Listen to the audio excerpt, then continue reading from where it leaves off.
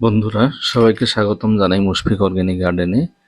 নতুন বন্ধুদের কাছে আবেদন রইল আমার চ্যানেলটিকে সাবস্ক্রাইব করে নেওয়ার জন্য এবং নোটিফিকেশনের জন্য বেল আইকনটি অবশ্যই প্রেস করে নেবেন। দেখতে পাচ্ছেন আমি প্রথমে হাইড্রোজেন পেরক্সাইড তুলোর মধ্যে নিয়ে আমার কাটারগুলোকে স্যানিটাইজ করে নিতেছি।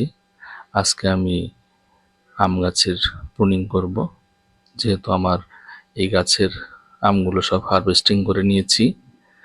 সেই জন্য এখন প্রুনিং করে যাতে গাছটি ছোপালো এবং খুব সুন্দর হয়, তো সেই জন্য আমি এই দেখতে পাচ্ছেন আরি এবং প্রথমে আমি কাটারটি স্যানিটাইজ করে নিলাম। যে কোনো ডাল বা গাছ কাটার আগে আপনারা সবসময় কাটারগুলো স্যানিটাইজ করে নেবেন। দেখতে পাচ্ছেন গাছটি অনেক লম্বা হয়ে গিয়েছে, কিন্তু উপর থেকে বিভিন্ন ধরনের চিকন চিকন ডাল বের হয়ে গেছে। তো এই সমস্ত চিকন ডালের মধ্যে সাধারণত আম কম আসে, তো সেই জন্য গাছটির মধ্যে যাতে মোটা মোটা ডাল এবং গাছটি যাতে ছোপালো হয়, সেই জন্য আমি প্রুনিং করব। তো কিভাবে প্রুনিং করি শেষ পর্যন্ত দেখে নিন, তাহলে বুঝতে পারবেন। আপনাদের গাছ যদি টবে থাকুক বা মাটিতে থাকুক, হারভেস্টিং করার পর আপনারা প্রুনিং করে নেবেন, তাহলে গাছগুলো ছোট থাকবে এবং কম জায়গার মধ্যে অনেক গাছ রাখতে পারবেন। তো দেখতে পারলেন আমি এখান থেকে নিচের এই ডালটি গেটের উপরে আধা ইঞ্চি রেখে কেটে দিলাম। এই সাইডে আম হারভেস্টিং করেছিলাম, দেখতে পাচ্ছেন এখানে বোটা আছে, দেখতে পাচ্ছেন। তো আমি এই জায়গা থেকে এই জায়গার মধ্যে আধা ইঞ্চি গিটের উপরে কেটে দিলাম।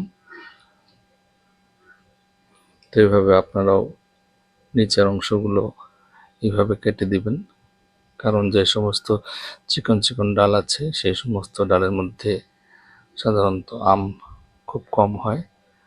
তো এগুলো আমি কেটে ফেলছি, দেখতে পাচ্ছেন বন্ধুরা। তারপরে এই বাম সাইডে যে ডালটি আছে এখানে বহুত উপরে চিকন চিকন ডাল বের হয়ে আসছে, তো এগুলো আমি রাখবো না, কেটে ফেলবো। দেখুন কোন জায়গার মধ্যে আমি কেটে নিই। এই দেখতে পাচ্ছেন আমি এই জায়গার মধ্যে মোটা অংশটির মধ্যে উপর অংশগুলো কেটে দিলাম। তো এইভাবে আপনারাও প্রুনিং করবেন, গাছের ছোপালো হয়ে আসবে গাছ। তারপরে নিচের চিকন ডালটিও রাখবো না, কেটে দিলাম। তারপর এই দেখতে পাচ্ছেন উপরে অনেক চিকন চিকন ডাল বের হয়ে আসছে, তো এগুলো আমি রাখবো না, এই ডালের নিচে আমি কেটে দিব। দেখতে পাচ্ছেন আমি এই ডালটি অনেক মোটা, সেই জন্য কাটার দিয়ে কাটা যাবে না, সেই জন্য আমি আড়িটি ব্যবহার করব। আড়ি দিয়ে এখানে কেটে দেব নিচে। দেখতে থাকুন কোন জায়গায় কাটি। দেখতে পাচ্ছেন যেখানে আমার নখটি আছে সেখানে একটি গিঁটা ছিল, কিন্তু পাতাগুলো ঝরে পড়ে গিয়েছে। সেই গিটের উপরে যদি আমরা কেটে দিই তাহলে আমাদের নতুন ডালপালা বের হয়ে আসবে। গিট ছাড়া কাটা যাবে না। যেখানে আমাদের অনেকগুলো পাতা থাকে সেই জায়গাটি হলো গিট, আর তার উপরের অংশে যদি আমরা কাটি তাহলে আমাদের নতুন ডাল বের হয়ে আসবে। তো দেখতে পাচ্ছেন আমি কোন জায়গাতে কেটে নিলাম।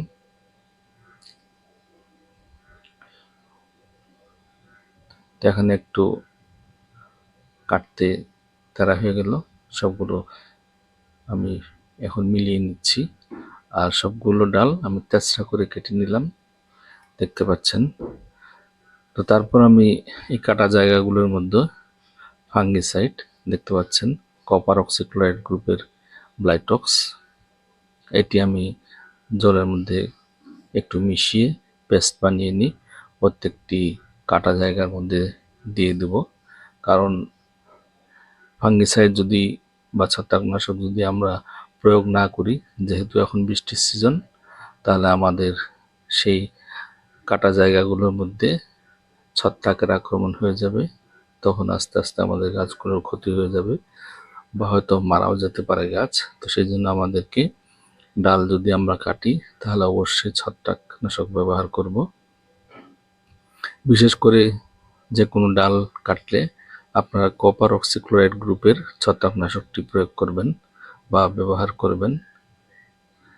তো দেখতে পেলেন আমি কত সুন্দরভাবে প্রুনিং করে নিলাম। এইভাবে আপনারা প্রুনিং করুন এবং ছত্রাকনাশক লাগিয়ে নিন, তাহলে গাছটি খুব সুন্দরভাবে ঝোপালো হয়ে উঠবে এবং আগামী সিজনের মধ্যে অনেক আম পাবেন।